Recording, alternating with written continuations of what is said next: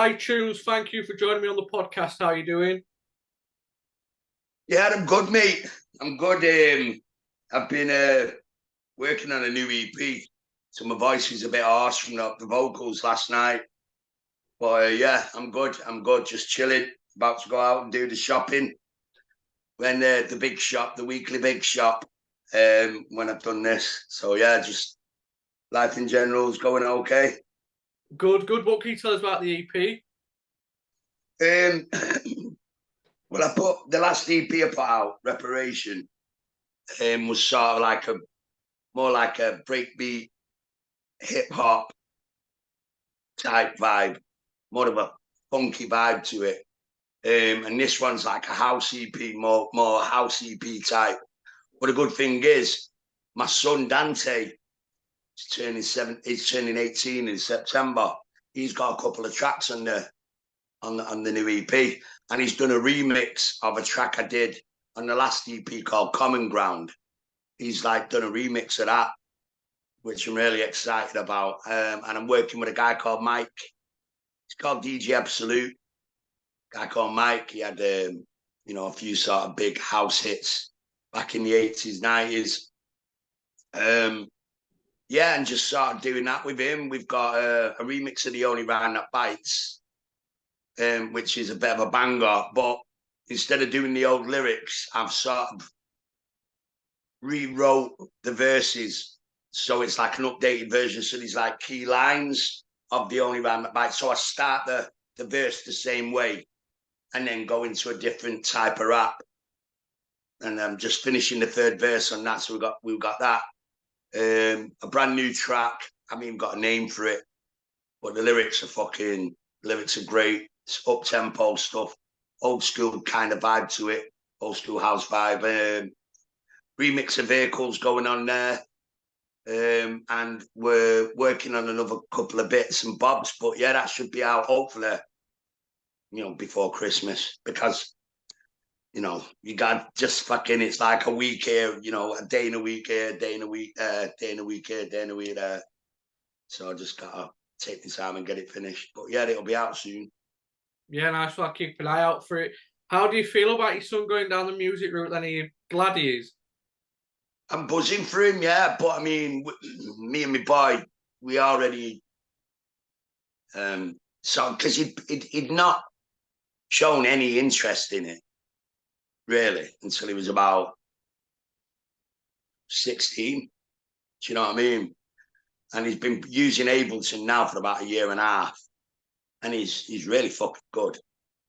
And he's not been to any seminars or he's not watching YouTube videos and such, but he's sort of doing it like my old mates did it. Like a guy called Gerald just sat in his room with a bit of new equipment and did whatever popped into his head. You know what I mean? Dante's kind of doing the same thing. He's a big fan of people like the Aphex Twin and stuff like that. Sort of really on the cusp of art type stuff. He understands groove really well. But we decided a long time ago that he was gonna go to college and learn a trade. So he's training up to be a carpenter joiner, which is something I never had. I wish I would have had some sort of backup plan. But yeah, so he's gonna go. He's college doing that, which is like good thing to have. You know what I mean? Sort of something he can do to earn money while he pursues things he cares about. And I've told him, everything else is laid on. You know what I mean? You can stay here, do your bit, save your money, make your music and just take your time. So I'm buzzing about it because I would have hated for him to have gone to college and just been a joiner and carpenter, because I think everybody needs some sort of creativity in their life. You know what I mean? And even if it only works out as a couple of tracks here and there, you know what I mean? It's everybody should know about music. Get involved with music in some way, shape, or form, because it's good for the soul. It gives people a purpose, and it's a people thing. So you meet people, and you tend to broaden your horizons when you've got music in your life. So yeah, Yeah, definitely. And it's good he's got like that carpenter in joiner, yeah, yeah, join sorry, join fall back chippy, on. He's going to be a chippy. I think that's what he called. So just back to your early life, what was it like growing up in Manchester in the 70s and 80s? Fucking great. I mean, we were poor, but fucking great, mate. Freedom we had. I mean, you did anything you fucking wanted back then. And nobody gave a toss what colour you were, what fucking sex you were, what nouns and pronouns. My pronouns are it and that. So make sure you've got that right. But no, it was great in the 70s. You know, my first babysitter I can remember was a chick called David a Raver, and that was a post-op. And that was in 76. She had like fucking, 12 little fucking, what are them dogs called? Pomeranians. She had like 12 of them. A bit like, looks a bit like Danny LaRue, but like a woman version of Danny LaRue. And Ava was great. So my side, rush home, you know what I mean? It was brilliant in the 70s, 80s. You know what I mean? Brilliant. What was like school life for you like, and that were you not into that? No, I went to school because of the school dinners, mate. Never missed a day. Never missed a day of school. School dinners, we were poor. So school dinners was a thing. I never wagged it, really. Never got done for truancy because I was always there with my dinner ticket, man. First thing for you, cornflake tart and whatnot. But yeah, I went to school. Thing I hated about school was my dad was a Red and he came from Hull for some reason. My dad was a United supporter. We lived in Moss Side, so I should have been a City fan. And my school was facing the old ground and Main Road. So yeah, that was a bit of a fucking nightmare. City fans, even back then, they were whinging cunts. You know what I mean? Never mind now. But yeah, no, it was all right. It was good. Yeah. Do you think your upbringing and where you grew up had an effect on? Obviously, it helped your lyrics, but did it help broaden your mind as well? I don't think that you'd really think about that when you know what I mean. It was a necessity. It was necessity. Music was necessity because I couldn't do fuck all else, and I've never been, the fucking renowned, the best rapper in the world. So it was just a case of, this was something I could do. And there was a slight chance I could make fucking some money at the weekend. You know what I mean? And that was the main driving force for me. And obviously hanging out with my mates and fantasizing about being fucking LL Cool J or whatnot. You know what I mean? That aside, it was a necessity. You know what I mean? There's only a few things you can do, really, when you're from a sort of, it might be different now, but it's either sports, drug dealing, or music. They're the breakout when you're living in a ghetto-fied fucking, not working class. Working poor. You know what I'm saying? That's your three go-to. I'm going to be, you don't go, I want to be a politician, or I want to be, I want to manage a chain of fucking fast food supermarkets or whatever. It's like, shit, what can, you look at TV, I can do that. So any kid, poor kid, has got the ability to develop the skills in either one of them areas and become successful. With me, it was rap and fucking DJing and, shit like that, and just being persistent and annoying and turning up and, you know what I mean, and just not giving a fuck what people thought. So yeah, I think music was just it was a necessity. It was my way of sort of thinking, fucking hell, I could get out of this shithole. You know what I mean? I could do something, I could be rich, which, was fucking fantasy. But with that necessity, you know what I mean, I found I was really good at it and my writing was really good, and it's sort of just the only thing I can do. So I've just kind of stuck with it, tried to be as honest as I can and just get on with it. Yeah, you sort of used it as an escapism in a way. Yeah, very much so. Especially at the beginning. You know what I mean? You never make any fucking money. You don't make any money. I never made any money until I was about, actually make money. It was about 19. It was after the Only Rhyme That Bites came out. And I'd had like 3 songs out on various white labels and bootlegs or whatever before that. Never made a fucking penny. Do you know what I mean? Never made a penny MCing because nobody's going to pay you. You know what I mean? I was 17 sneaking into clubs. Nobody's paying me. You know When did you start writing lyrics then and rapping?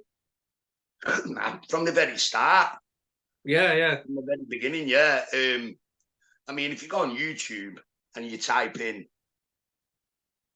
you just type in MC Tunes Back to Attack, and this video comes up with this old white label bootleg, and it's me and a guy called Gerald, and it's called Back to Attack, and I wrote that rap, and I was 15 when that came out.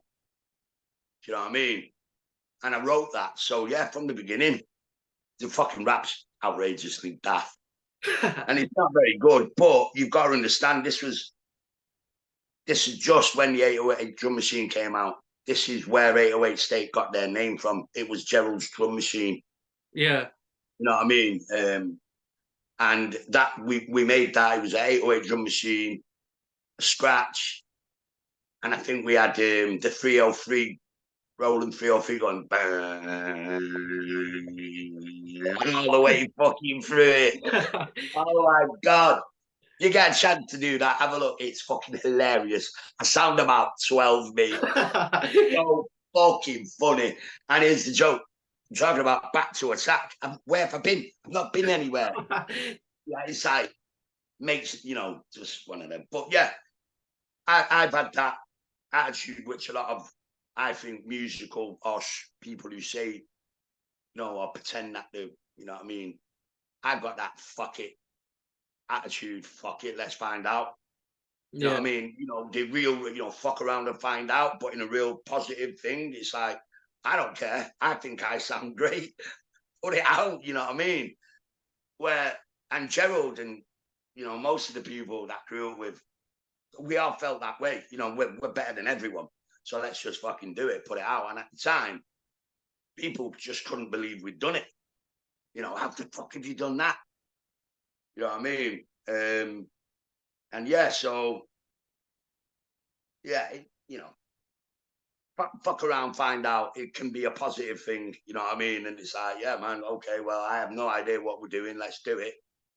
Put it out, see what happens. And that got me onto a compilation album and got me onto another compilation album, which then I ended up doing a little bit on, I think it was a Granada TV fucking thing down in the Eastern Bloc basement, where I grabbed me balls while I was rapping for some reason, which made it onto the telly, which, yeah. So I was like, I got disqualified from the DMC Rap Championships for pulling out fucking machete on stage. It wasn't a machete. It was a samurai sword because I was dressed as a ninja. Honest to God, I travelled from Manchester to London with a fucking samurai sword, a Kango, dressed in fucking black pajamas. Nobody said a word. Nobody said a word. So I did that, got disqualified. It made the paper. And it was next thing I know, I'm doing the rap, the Only Rhyme That Bites in the studio with 808. And somebody loved it, signed it, record deal. About a year later, I started making money. You know what I mean? Yeah. You mentioned all free up until that point. You mentioned there though a guy called Gerald. He grew up in Moss Side with you, and a few talents came out of Moss Side. Yeah, there was quite a few. Yeah, there was Rap Assassins, fucking I think Rap Assassins, Prince Cool, me, JMCs, fucking urban cookie collective. You fucking tons of them. And especially when me and Gerald, there was, you know, me, 808 State, and the Rap Assassins. And I think Prince Cool had a track out. And they were all they all made it into the top 20 or something. You know what I mean? You know, at various stages. It always amazed me how an industry didn't spring up around that. But Manchester, you know, it's not the place people seem to think it is when it comes to creative music. You know what I mean? Yeah, we're going to say a lot of talent's come out of Manchester over the years. Yeah, I mean, yeah, you know, a lot of, you know, yeah, there has been over the years, but a lot of it is like, for me, no disrespect. I'm not going to mention any names, but there's bands out there, big bands, big people that got a lot out of Manchester. And when they made it big, they fucking moved to London. Fuck them. And I could name a fucking million of them. Do you know what I mean? And they're all very famous, and they're all doing very well. And they've all done very well on the back of Manchester. And they give us fuck all back. You know what I mean? And it's like, yeah. There's only a couple of people that have. One of them's Peter Hook. Yeah. He's Manchester man. He employs fucking thousands and thousands of people. I work with him. I host the Hacienda Classical for him. You know what I mean? And I DJ on the Hacienda night sometimes.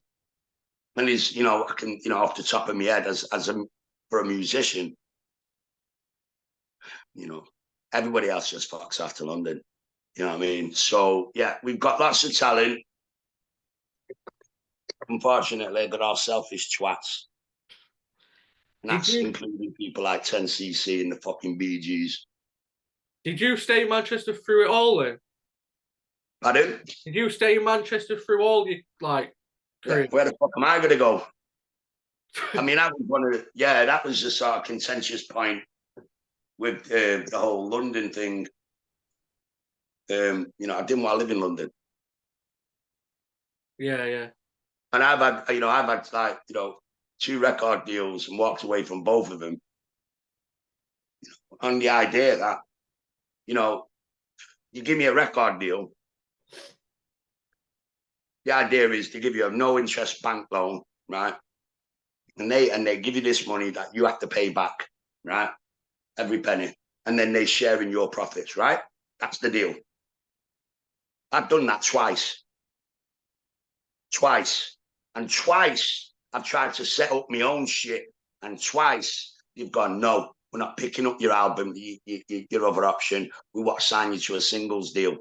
That's twice. I owe nobody nothing. I'm probably the only fucking pop star, you know what I mean, that doesn't owe them, any record company or any publishing company, anywhere, any money.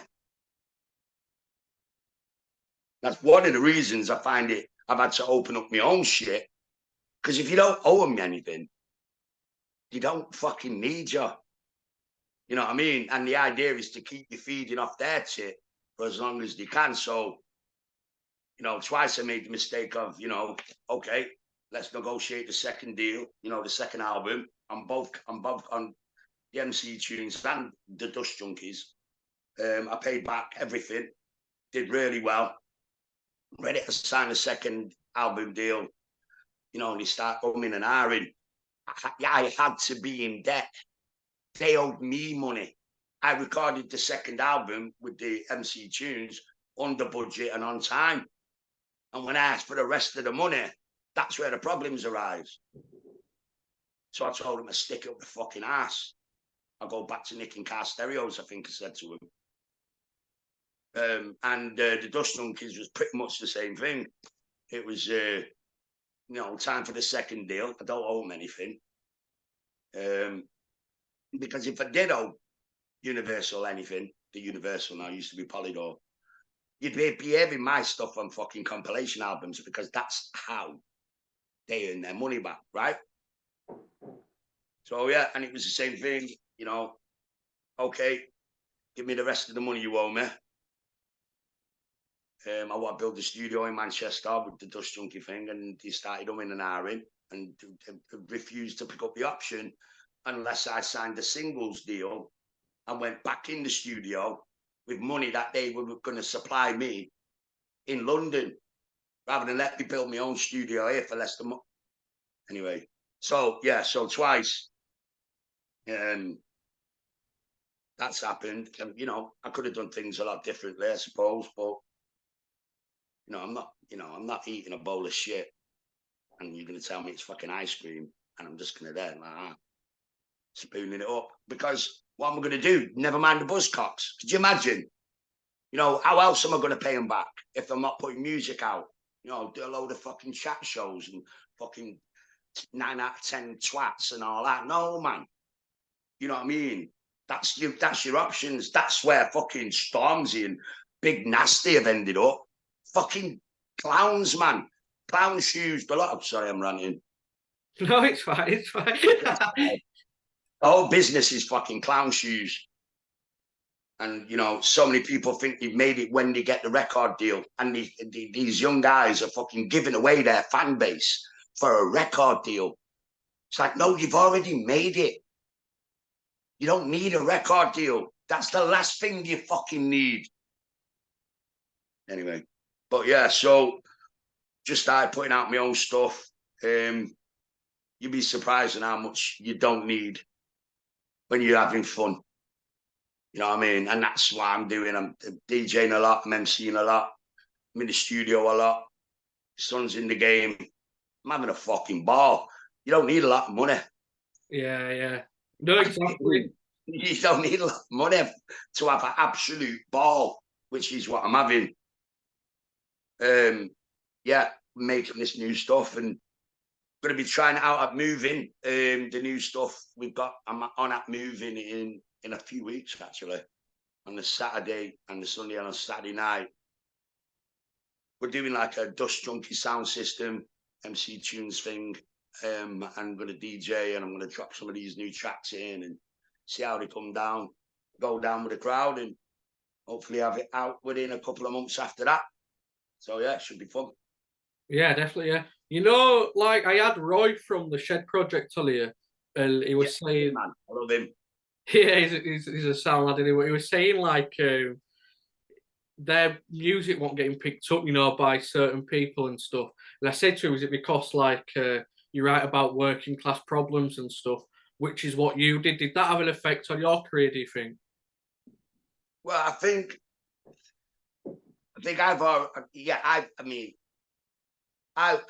you know, all my raps, most of them, I'd say 80% of anything I've wrote is all biographical based. You know what I mean? You know, everything from the MC Tune stuff with your own worst enemy and This Ain't No Fantasy and stuff like that. They're all biographical, you know, based on my life and my upbringing. This, you know, same with the Dust Junkie stuff all the way through.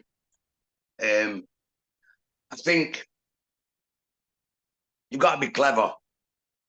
So one of the hits we had with Dust Junkies was a track called What Time Is It? And it got to like number 35 in the charts, right? This is pre-internet, pre-YouTube. You know, you had to sell records, right? And it was called What Time Is It? Because we changed the name from Mushroom Stew, right? Which is about getting off your tits on mushies. So I got to number 35 in the charts with a track about eating magic mushrooms. And nobody had a fucking clue. They just heard the, what time is it? What time is it? You know. So you got to be, but yeah, I mean, Roy likes to hold the mirror up. Right. Now, you can't really do that to the music industry because they'll bury you. Trust me, take it from me. The minute you start, and a lot of the time, the minute you start holding a mirror up and, you know, being, you know, too on the nose, you will get hate because you're on a national playlist. there is a national fucking playlist, for God fucking sake. Brainwash city, man. I mean, you know, to me, that's insane. That is just the worst thing. So you can't have every single radio, even the independent ones, local ones, they're all abiding by the national playlist. It's, unless you've got really local stuff, they can't play new stuff by local people. It takes months to go through that. You've got to be signed to a record company nowadays before you even get that. You can't. I couldn't ask Clint Boone to go and drop me on fucking XFM because he wasn't allowed. That's why he left. Couldn't take it anymore. You know what I mean? In my opinion, anyway. So yeah, I think Roy fell into that. But like I say, it doesn't matter if you've got a good fan base. Because if you're selling music directly to your fans, it matters fucking not. You know what I mean? You know, you're probably going to earn actual cash in pocket, 5,000 people dedicated buying your music monthly. You know what I mean? It's not bad. You know what I mean? It's not bad. You can, selling them directly with your merch, it's good fucking money. You know what I mean? And if you're writing everything and it's all going through PRS and whatever, you've got your royalty checks coming through. You know what I mean? People play shit, you get paid. It's the same with the internet. You know what I mean? So with dedicated, how do you think these podcasts, how do you think they survive? What? By being the fucking, 10 million fucking people? No. No, they earn a lot of money with a dedicated fan base. And it's the same with music. That's the advantage you've got now, people have got now, which we didn't have back then. But the record companies are still banging out these Stone Age fucking shits because they think these young kids think that's where the pussy and the money and the bling and the, I'll get to fuck one of the Kardashians. They're not thinking about money. Thinking about dumb shit. You know what I mean? I'll get a record done and I'm done. No, mate, what you've just done is you just signed away your 15,000 people that were fucking tuning into you regularly. Why do you think Joe, I'll give it Joe Rogan, because he went, I'll license it, yeah. Right? That's what Joe Rogan did. That's not what, you can't do that with record companies. And so you've made the product. You know what I mean? You can get a licensing deal then, whatever, but yeah, people have just got a fucking, I don't know, record companies need to be slapped in the ass. They need an ass slapping and they need fucking off.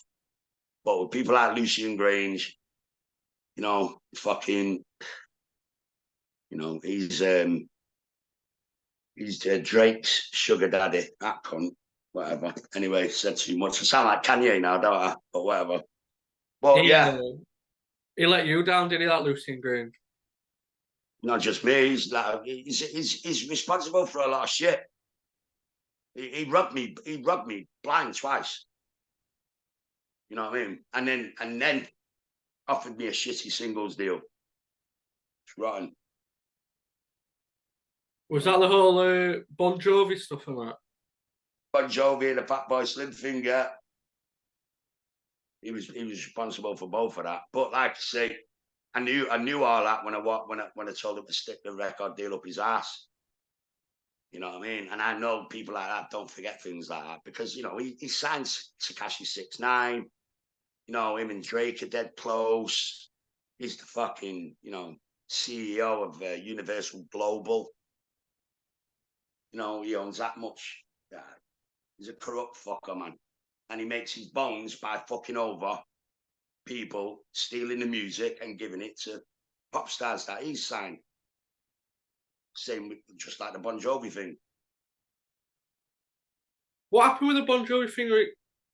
You'd done a rap and it featured on their song? Nah. What it was, I was about to bring out a 12-inch. I was about to release Living in the Pocket of a Drug Queen. He turned up at the studio, says, "Oh, I don't like this mix. I want you to go to New York and record it in Bon Jovi's dad's studio." Jason Casaro went over there, did that, came back with a mix. He went, don't like that mix. I want you to go back out and record and mix it with a guy called Bob Power. So I did that. Within that time frame, Bon Jovi releases a song called Dancing with the fucking Queen of New Orleans.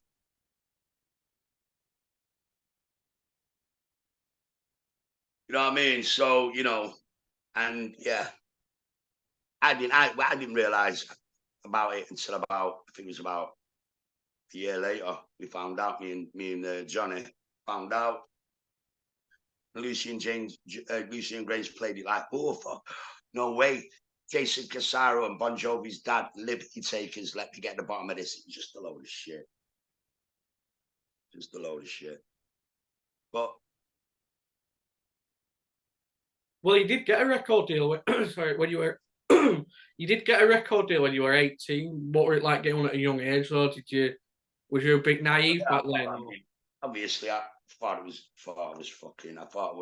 I'd made it, but you know what I mean? I had no experience with the music business, and I just took everybody on face value. So only being signed to a record deal within a couple of years, you start thinking, oh my God, these aren't the nice people they make themselves out to be. And then I started realizing, you know, I'm on my way out, because you can just tell by the way people talk and so on and so forth. So yeah, at first I thought I'd made it.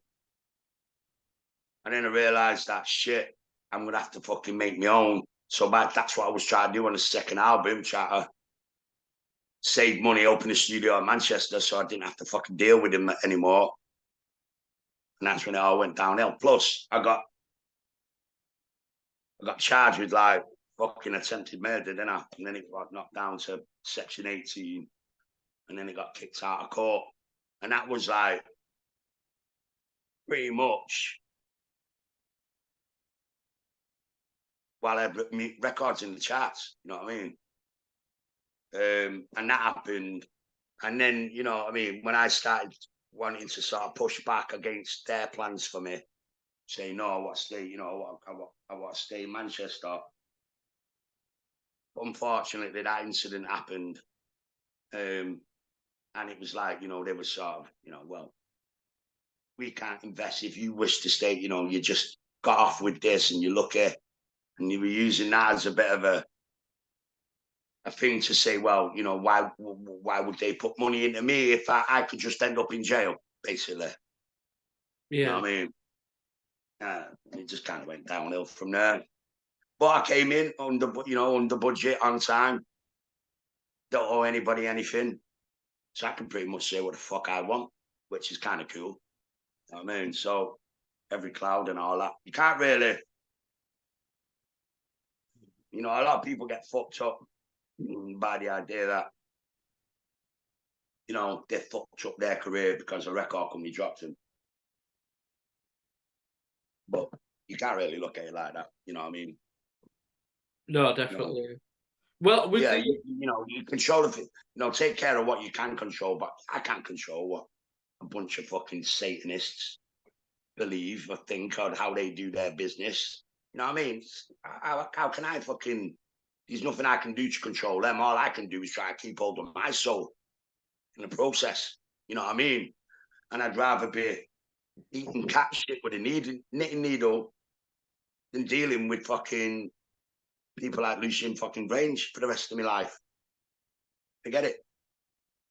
So, you know, sort of, you know, things weren't done to me by the record companies. I kind of made the big decisions, you know, especially when it all ended, which kind of made me feel, okay, well, you know, I'm still in control and the technology caught up and, you know what I mean? I'm here now, you know what I mean? Sort of do my own thing, happy. All it takes is one thing to pop off and, you know, I've got some good money coming in and I'll just do this until I fucking can't do it no more. You know what I mean? Yeah, so what about working with 808 State or the North It Sites, how did you enjoy recording that album? Yeah, I mean, yeah, it was fun. We did it all over the place. But yeah, it was great. I loved it. I loved the whole process, writing the lyrics. You know what I mean? I mean, we were young. Nobody really had a clue what we were doing. You know what I mean? There was no formula. So we started just making it up as we went along. But you know, I tend to sort of move on really quick, me. You know what I mean? I don't really, it's like I don't hold anybody any grudges, apart from Lucian Grainge, obviously, because he's a cunt. But like a real bad one.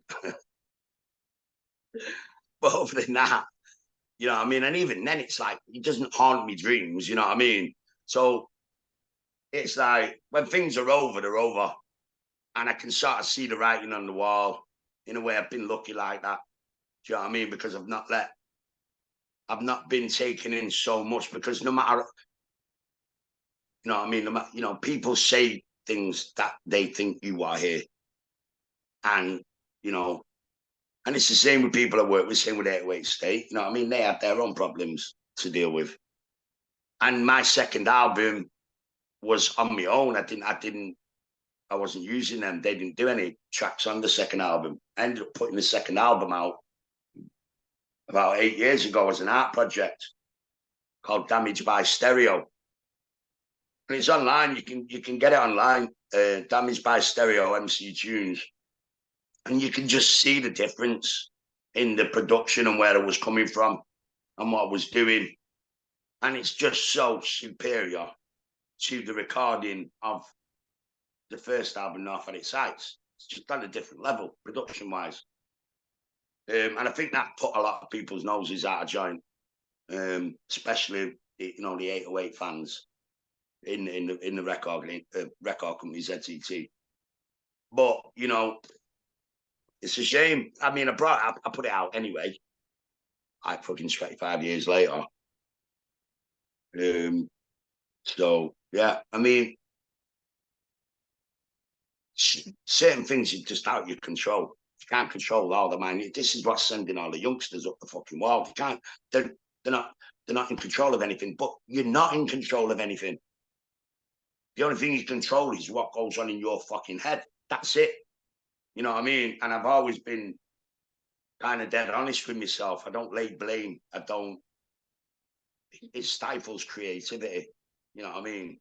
So yeah, I've just always tried to be as honest with myself as possible. And you know, when you let go of all that fucking luggage, you know, yeah, you can start having some fun.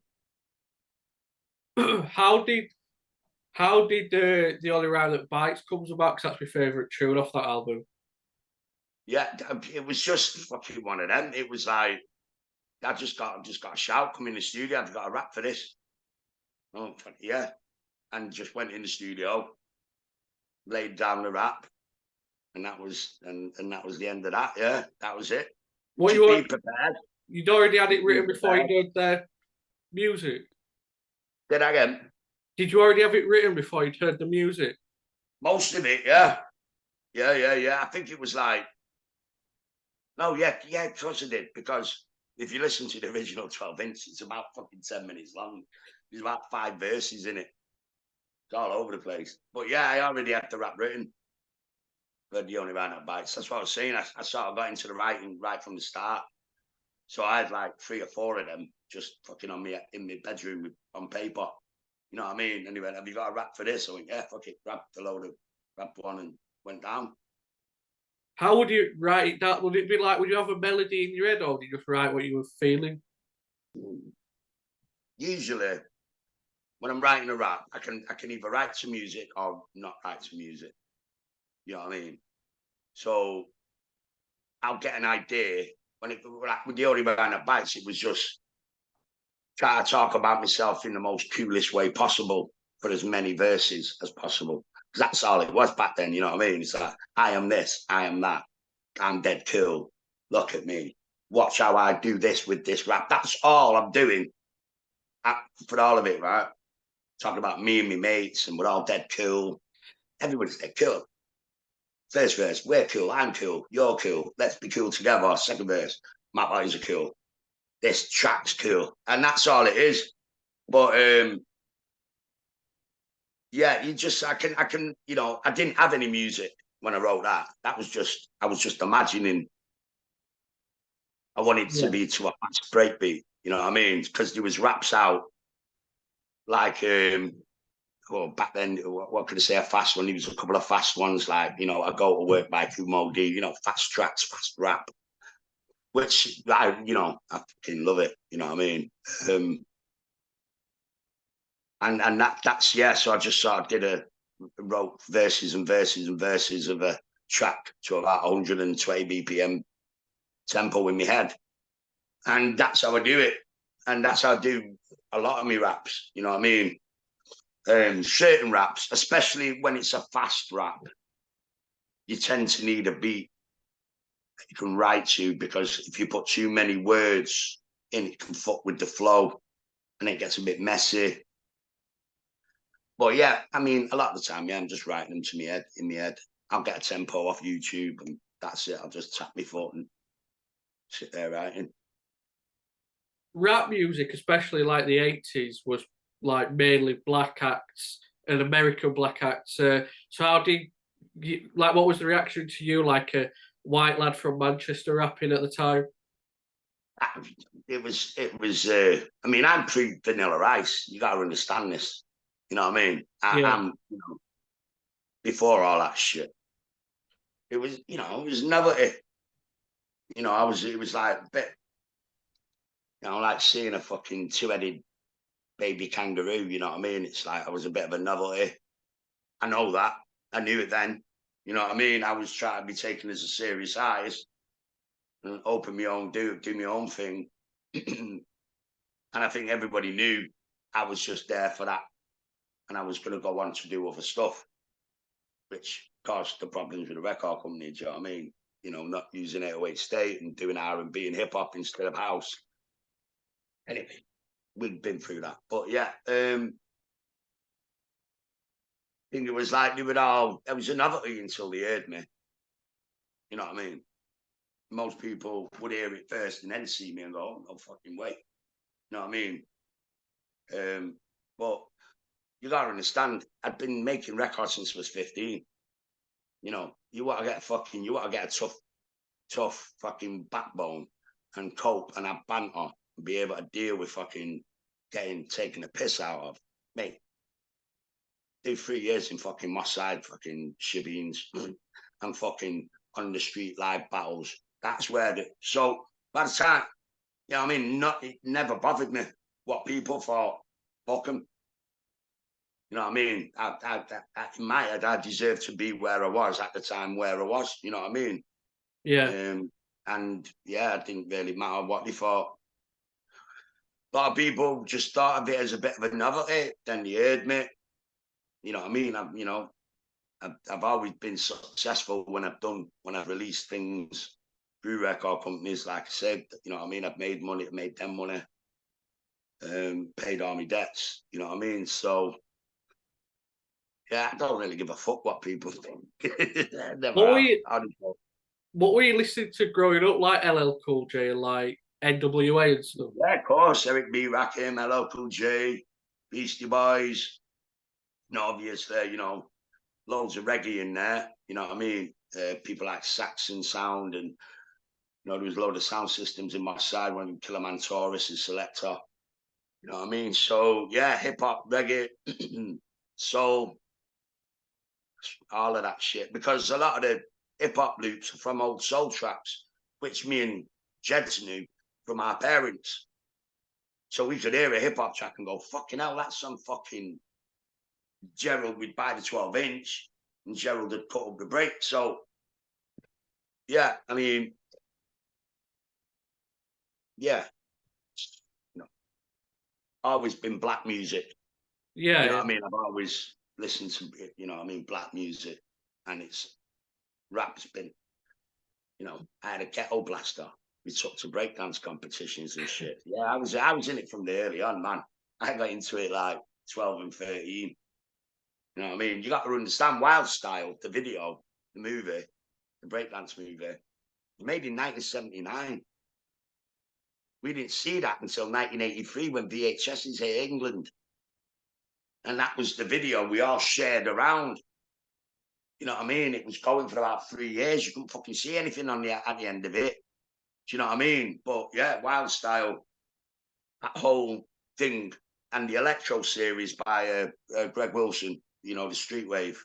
Yeah. Compilations, the Electros 1, 2, 3, all the way up. That was all Greg Wilson, Manchester guy, you know what I mean? Yeah, yeah. Yeah, that was the culture for me from the off. Straight from the off. That was like 1984, 83.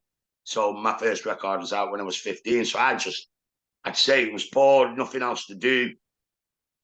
You know what I mean? That's all I did. And me and Jed's got into it, and it just kind of fucking went from there. I know you said you've got a son that's nearly 18, but like back then in the 70s and 80s, you didn't have like social. I know you obviously have had other distractions, but not social media and stuff like that, and technology and that. Do you think that halts creativity now? No. Well, I think it does for people who don't have any sort of experience of what it was without it. You know what I mean? They've got to do the research. They've really got to do the research. You know what I mean? They've got to use. I mean, I don't have a social media manager. People call me fucking daft. I mean, I'd like one, but I don't trust anyone, so I'm not going to get one. I'd like to have one. You know what I mean? But the internet isn't great. But you've just got to be good. See, that's where the mediocre shit. You need a record company. It's now it was, record companies is the only way you could get your good music out. But now you've got a mediocre bunch of cookie cutter shit. Record companies, they design it, they. You know what I mean? The acts never really learn anything. It's all done for them.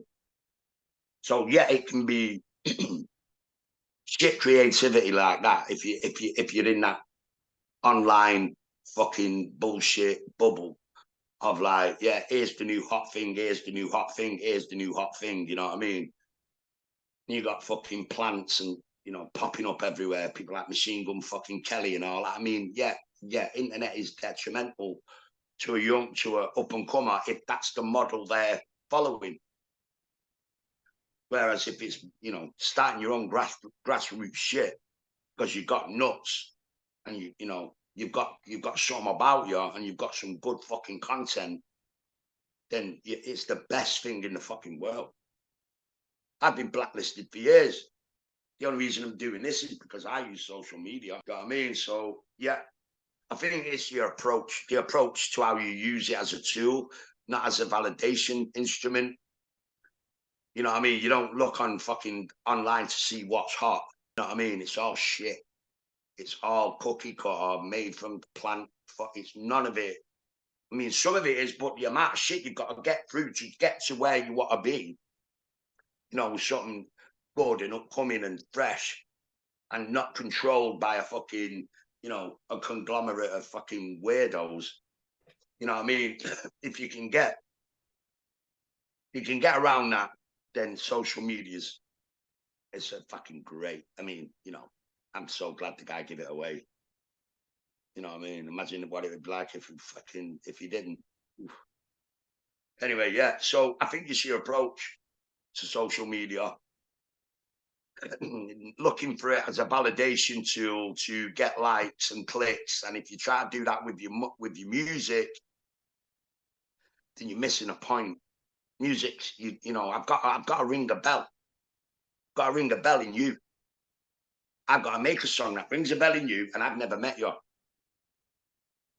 You know what I mean? And that's how you've got to approach the social media. It is a tool. It's not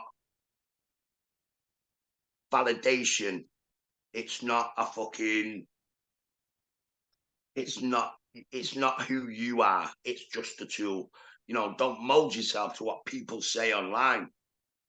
I'm a troll. I'm a fucking swat for it. Honestly, I set people off so bad.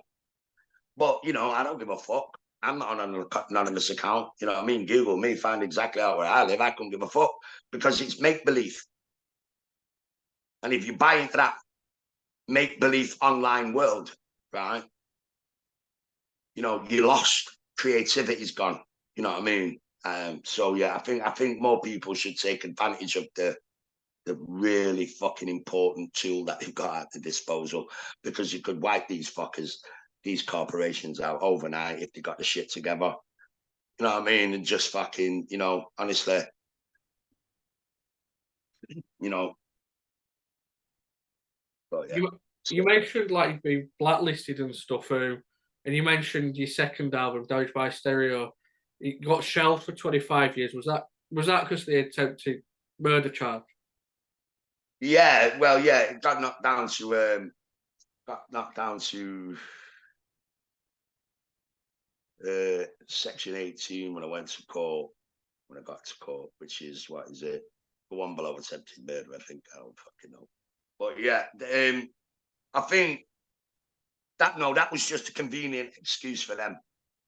Yeah, because they like You know, the way it I think it was an issue that they could manipulate me with when it came to me doing what they wanted me to do.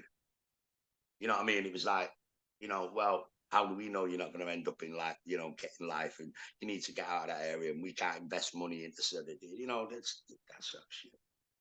But that was like two lads that had started on you and your girlfriend, was it, and were following you home and that. Yeah. Followed me home. I battered him, and then I got arrested the next day. But you know, it was like I got proved self-defense and all that. So Yeah. But like that was living in Manchester. So when somebody like working class makes it, people get jealous, like that were around them. Do you know what I mean? Is that what had happened there? Was it a bit of, like? I mean, yeah, it was weird because they were from my estate. I'd hardly ever spoke to them. One of them went to my school, but you know, we weren't close. You know what I mean? It was just weird. It was just a weird thing. Spot of jealousy. And you know, the same old fuck around, find out in a negative way. Yeah. And the next day, no, it was probably the police that has put it in their heads to sue me for everything, because the police knew me anyway. I was a little twat, me. But by the time I like hit 16, I was, you know, I had to stop fucking around. So the police knew me anyway. And they definitely knew me friends. So I think it was a bit of that. Yeah, somebody put it into these guys' heads that they could make them in. I think it was the police that did that, because the police didn't like me. Anyway, you know what I mean? Which is fair enough. It was a little cunt, so I don't blame them for that. But yeah, and then they, you know, and the police literally picked me up out the back of a fucking limousine, because I was opening a record shop in Chester, and I got out the limousine and into the back of a fucking Mariah, honestly. They were all laughing at me, you know what I mean? They all thought it was dead funny, the police. Fucking dicks. But I'm glad I did it, because they were going to do me in. You know, it was obvious to everybody, the jury, the judge, everyone, you know what I mean? The trial lasted about a week. You know what I mean? And it was like, it just got like, it was like, oh, right, obviously, this is a clear case of fucking self-defense, you know what I mean? But yeah, and that was one of the sort of things that rubbed me the wrong way with the record companies trying to fucking manipulate me, because I didn't, you know, they owed me money. They owed me money. They owed me money. So annoying. They owed me money. You know what I mean? And it's like, wait, you owe me money. Yeah, but you know, we're not sure if we want to. We don't have to give it you. It won't happen. It won't happen in any other business. They just said they're not going to give me the money that you said you were going to give me, unless I did this fucking song and dance for them. But that wasn't part of the deal. They owed me that money. in good faith. You know what I'm saying? And I probably could have took him to court at the time and got it, but I didn't know. I didn't know, you know what I mean? Yeah, yeah. That's one of the things I might have done differently, but I was surrounded by people that were all signed to that record company at the same time. Even my manager was involved with that record company. He'd got a job working with them on the back, you know. Not dissing Ronnie, I'm just saying it's like people they weren't switched on. You know what I mean? I'm not dissing Ronnie. I don't blame him for anything. I'm just saying it was hard to get to what was allowed and what wasn't allowed because everything was so condensed into this one little record company called ZTT. And I was on my own. You know what I mean? Everybody I relied on worked for them. So I did what I always did. Just like, stick it up your fucking ass. I got really mad and stormed out.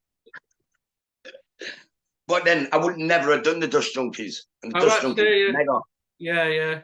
You know what I mean? Dust Junkies mint. I love that album. But I did the same mistake again. Except it was what was it? It was a tour. Obviously, the backstory is the Fatboy Slim and the Bon Jovi thing simmering underneath.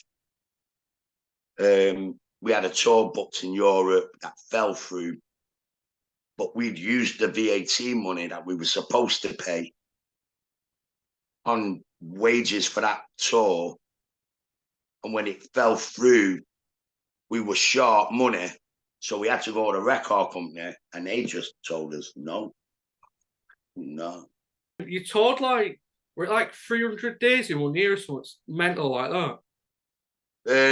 Well, I did GMX and all that with 808 State. Did some really big ones. Main stage, Glastonbury, Zeebrugge Beach. Massive crowds. In England, we did Dust Junkies. We did that tour with Black Crate. So we were filling stadiums with them. We were always full. But yeah, I mean, big crowds. Don't bother me. I do 8,000-9,000 with fucking on stage with the Hacienda Classical. Yeah, you know what I mean? Like, guaranteed anything between 3,000 and 15,000 people each gig. So crowds are just, I love it. I always have to banter. They love it. The Dust Junkies band were like different to what you'd done before. Did you always want to go down a different musical route, kind of? Well, yeah, I didn't. Basically, I can say, I tried to get a record deal after the ZTT the MC Tunes thing with MC Tunes, and for 2 years I just got told no. And that was down to being blacklisted. I mean, call it what you want. It just is what it is. ZTT didn't want me signing to anybody else. They were being fucking, and I know that because my manager told me that. You know what I mean? So I couldn't get so. After about 3 or 4 years, I just thought, fuck it. And Johnny J gave me a call, said, what you doing? I said, I'm not doing anything. He said, what do you want to get into? I said, right. Well, I don't want to do any fucking techno house shit. I want to do hip hop or this or that. And I don't want it to be, I'm not doing it as MC Tunes. And he went, right. And then we just started working on it. Next minute we had a guitarist. Next minute we had a bass. Next minute we had a drummer. Next minute we had an album. You know what I mean? And that's how it was, Dust Junkies. We just got made it up from scratch. The name I came up with because it means nothing. It just one of them that it was because I was having a joke with Johnny and I went, I want to come up with a name that I can change the meaning of whenever I fucking feel like it. You know, people, like fucking cobbled green, you know what I mean? Or fucking rug ceiling. You know what I mean? It's like just 2 words, which is kind of fun in interviews. Dust Junkies was cited as like one of the best live bands at that time, and Yeah, um, like to be one of the big bands. Like, but do you regret how it all ended with obviously what happened with Fatboy Slim and Bon Jovi and that? oh yeah, of course. I was upset, but it's like, finding out your wife's a dirty fucking rotten whore. What you gonna do? You're gonna stay with her? No, you gotta leave. You know what I mean? Broke my heart, but it is what it is. We're still friends. We could do it, start and do it whenever we want. But like I said, you know what I mean?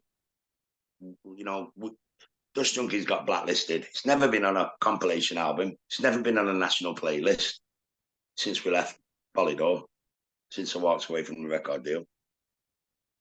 That's weird, isn't it? Yeah, exactly. Yeah. Would you do it again then? Right. You know what I mean? So people tell me, oh, you're paranoid. No, I'm fucking not. Because I don't owe them any money.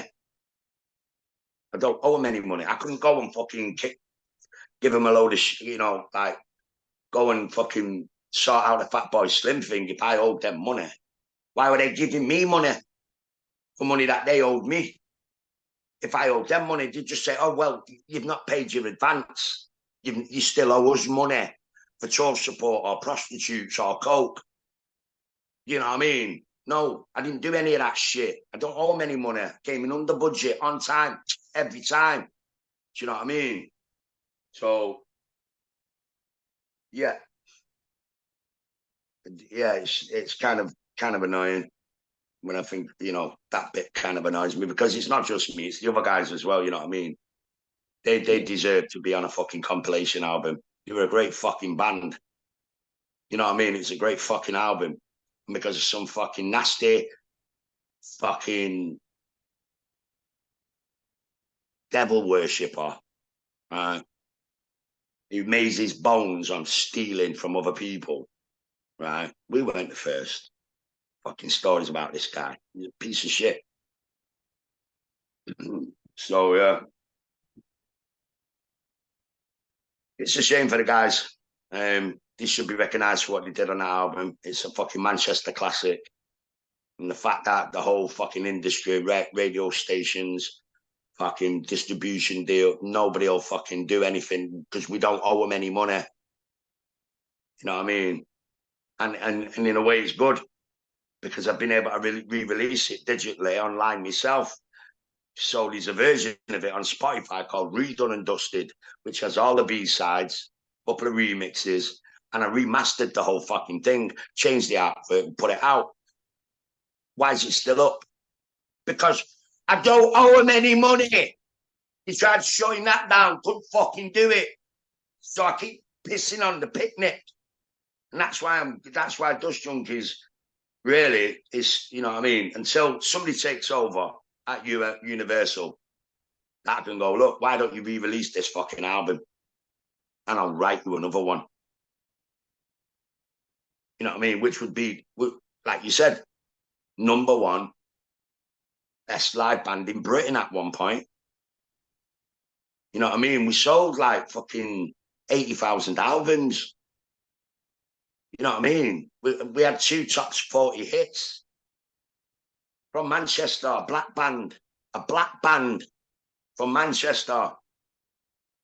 I was the only white boy in it. You know what I'm saying? And it's like, what do you get?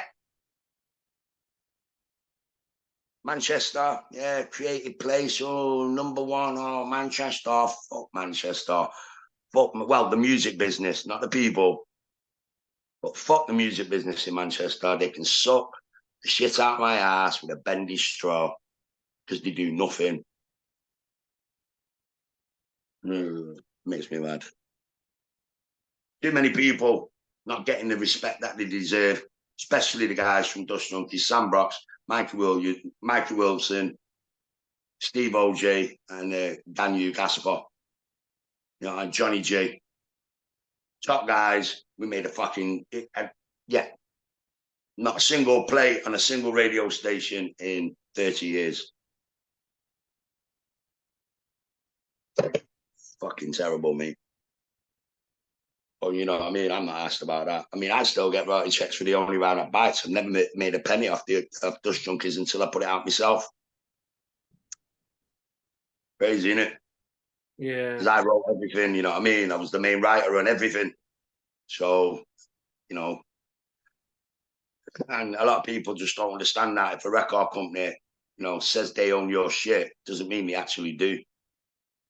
I'm saying. And with the response that it's had on Spotify, the re-release, you'd think that a record company might want to distribute it, right? We never heard of it. Not one. Not one. Why is that? Terrible, right? You mentioned though that you do the Hacienda shows now though that you're enjoying that. What are they like? Amazing. I like Peter Up. He's always been really cool with me. He's always treated me with respect, and he employs a lot of people, does a lot of things for people, charities and whatnot. So he kind of owns the brand. I think he owns the brand Hacienda, right? The whole yellow and black Hacienda thing. And the idea was, I think it was him and Graham Park came up with the idea that all the songs that we danced to in clubs from that era, they've never been to England. They've never done a live gig in England. It's just one-off 12 inches series of one-off. You know, like I'll Be There, Incognito, all that shit. You know what I'm saying? Yeah, yeah. You used to hold me. These are just one-off tracks recorded. You know what I mean? People like Derek May, stuff like that, right? So his idea was to do a live show, but instead of having a band, do it with an orchestra. So it's all them songs done with an orchestra, and Graham Park doing beats, programming the beats, choir. You know what I mean? You know, Alison Limerick's been on. We've had fucking Inner City on. We've had, you know, all of them fucking. So yeah, and that was it. That was the idea, and it's like really fucking good. The show's great, man. Yeah, you play all over the country and that, don't you? With the yeah, we've been abroad a few times. I mean, it's been hard this year because people, you know, not a lot of money around, but I reckon, you know, hopefully next year things will pick up again. Yeah, but it's been really good. We just done Castlefield a couple of weeks ago, about 3 weeks ago. Oh, all right. Yeah, sold out, like 11,000 people going fucking bonkers. Outdoors, yeah, it was great. So I've been working with them on that, and you know, the more gigs to do with that, it's good money. Not a lot of work involved. You know what I mean? I get to pay the studio, do my DJing, pay for the studio time, put more songs out. That's the sort of cycle. Well, we mentioned the Shed Project before. You featured on one of their songs, a remix of one of the songs, One Shot. How did that come about? It was funny that I was live streaming during lockdown, and it was you know you can't leave your house, some shit, fucking lockdown bollocks. So I started doing live DJ streams and my girlfriend at the time and having a laugh and having banter in the chat. And Roy just popped up in the chat, said, "Oh, I met you years ago. We followed you from Eastern Bloc Records." And I can vaguely remember. And I shared it. I just had a chat with him and shared a joint with him. And he says, "Oh, I'll never forget that." He says, "I mean, you know, I've just got a band together. Would you mind doing a collaboration?" I went, "Yeah, you know, why?" He said, "We'll pay you in weed." I went, "Okay." No, yeah, I'd written him a little 8-bar rap for one of the tracks. Yeah, and got a nice big fat fucking sack of weed. So you mentioned you've got a new EP, like working on that should be out by Christmas. What else is the future of MC Tunes looking like? Well, I mean, you know, there's another branch. Dance's really impressed with his stuff. I mean, when you hear the remix, you'll know what I mean. So there's that. I think, you know, aside from life in general, music-wise, I'm just going to keep ringing the bell. You know, I'm going to house it up for a couple of EPs, see where it takes me. I'm just going to keep dinging that bell, see what pops off. Still try to be honest, make good music, do the best job I can, enjoy what I'm doing, and just keep ringing that bell. You know what I mean? See what pops off, man. Yeah, nice one, Shoes. Thanks for joining me. It's been a great to speak to you. Yeah, man. Nice one, yeah. Thank you. Yeah, man. Anytime, man. Anytime. Cheers, yeah. Thank you. Nice one, yeah. See you in a bit. Ethan.